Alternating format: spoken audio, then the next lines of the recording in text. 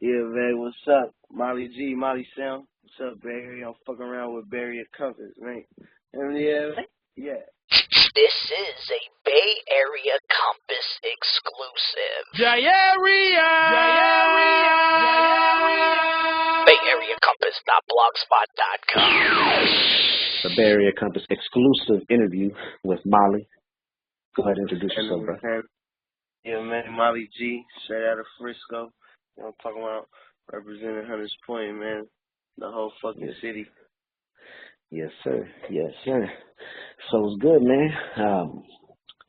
Dropped that EP a few days ago, man. Go ahead and speak on that, bro. Yep. Confessions. You know, we named it Confessions because, you know what I mean? I was basically coming out, and I knew I was, making a little noise, and I was basically trying to not confess, but, let these motherfuckers know and just let the world know what the fuck I'm about. Yeah. You know, just pushing that line on that little EP. Just pouring my heart out on the motherfuckers, you know what I mean? Right. Five tracks on the EP, that shit go hard. Direct. Huh? Nice and simple, just so the people could, you know what I mean, get the 5 songs in their head. In your head. What you got? And so now, what are you working on now? You working on? You said you're trying to push that EP. I mean, we pushing that. We pushing my song Donald Trump. That's one of our main songs we pushing right now. Still working, you know what I mean? I'm always working. I'm always in the studio. Even if I ain't recording, I'm just in that motherfucker. So, but right now I got 2 projects, you know what I mean? That, I'm dropping all EPs right now. You know what I mean? Just I'm trying to do quick shit with people. But anyways, me and Young Chop from the town, we got the Fast Track EP coming. We got Rado featured on that motherfucker. So I feel like that's gonna be big. I got one song on the Confessions EP tied up, number 4 on there, but that thing seemed to be hot, motherfuckers fucking with it, so hopefully they're gonna fuck with the rest of it, me and him, you know what I'm talking about? Yeah. That's actually a dope connect, man. Chop's doing his thing out there. Yeah, and then after that, I wanna drop Philosophy, you feel me? It's gonna be me really just, I'm talking about giving the game to the young players and shit. Hopefully they catch it, because I ain't gonna make it easy. You know what I mean? That's dope, man. Hell yeah. That's right. So you being from HP, man, how can you speak on how it's changed with when the OGs came out with that shit with RBL and all the younger cats back in the days, coming up on the Hunters Point, man. How has it changed? I'm gonna be honest, feel me, I don't know all the politics. A lot of motherfuckers probably sit here and tell you that they do, but I always did my own thing. I always knew about RBL though. I really used to always listen to they shit. Me and my partner Money Dope, shout out to him. He should be getting on the mic soon. We used to always rap together, so you know what I mean? RBL was definitely a big influence to me, but I don't know the politics and shit.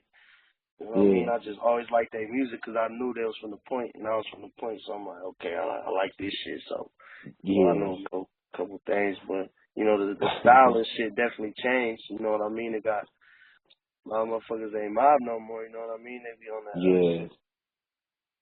Oh yeah. You know what I mean? Hell yeah, man.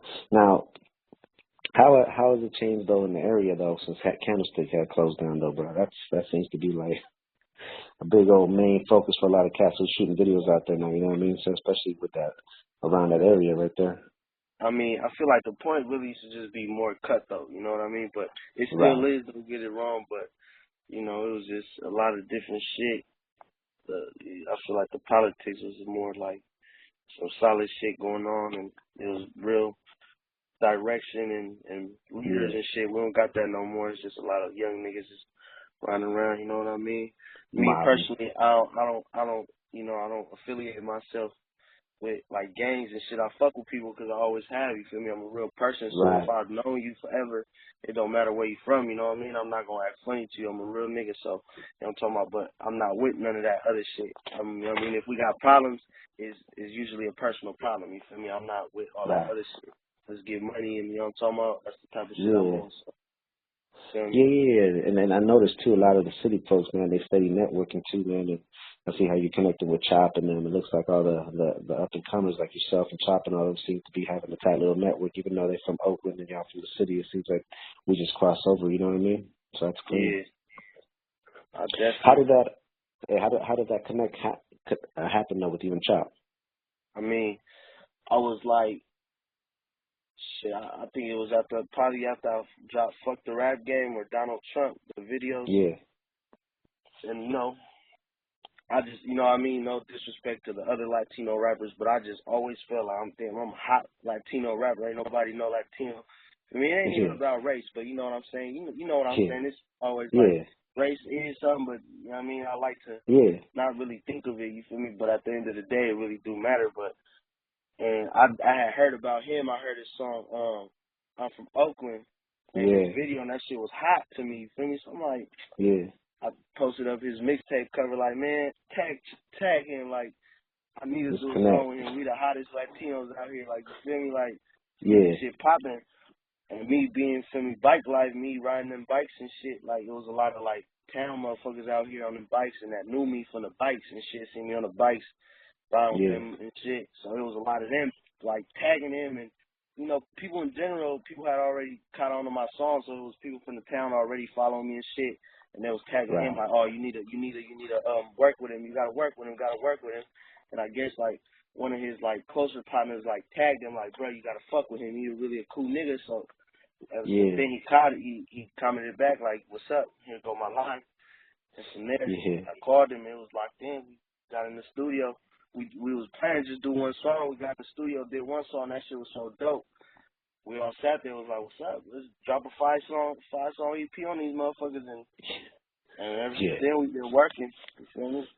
Yeah, no, that's dope, man. I'm actually glad that you guys are thinking about EPs, man, because nowadays, man, they drop so fast and consistent. It makes no sense putting out 15-song albums and shit. You know what I mean? Where you can just hit it with like 3 EPs, 3 or 4 or 5 EPs within the year, man. It just shocked them. But not just that, I feel like motherfuckers ain't taking the time to listen to 15 songs, you know what I mean? They go up, type a song on YouTube or SoundCloud and listen to a few songs and go to the next artist. So, I just want my 5 songs to be heard for now.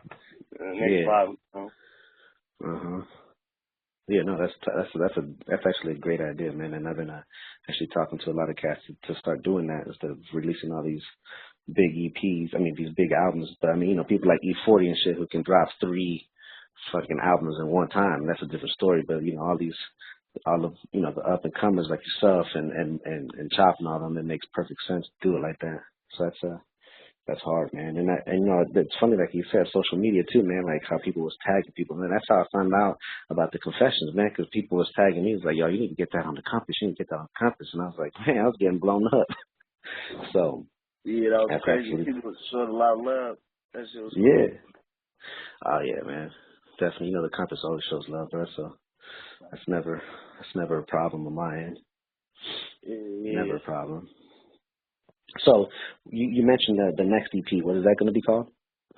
Well, my solo EP gonna be Philosophy, kind of like philosophy. Philosophy. You feel me? Cause, that came from like, what I mean, all my partners and shit. A lot of motherfuckers follow us on Instagram, Snapchat. By the way, go follow that shit, Molly Treyway, or just hashtag Molly G. You'll find me. But you know what I mean? Like, motherfuckers just be chatting all day. We be having fun and shit.